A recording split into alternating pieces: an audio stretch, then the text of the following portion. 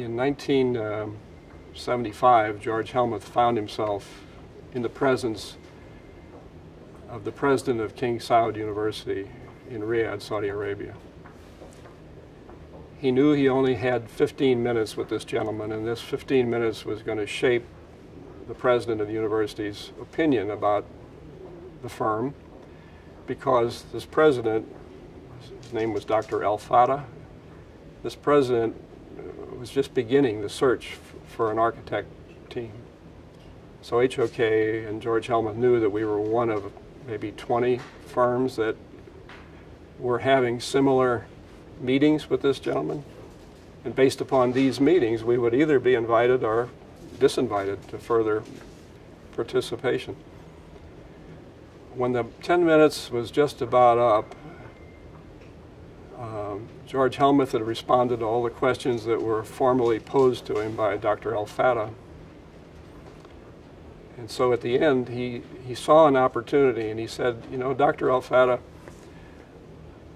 I know you've never done this before. You're engaged on a search for something that's terribly important to you and your university and your country. I would urge you to select a firm with a conscience. Don't select a faceless firm that is going to produce something that may be not indigenous to your own country, to your design influences, your Islamic culture.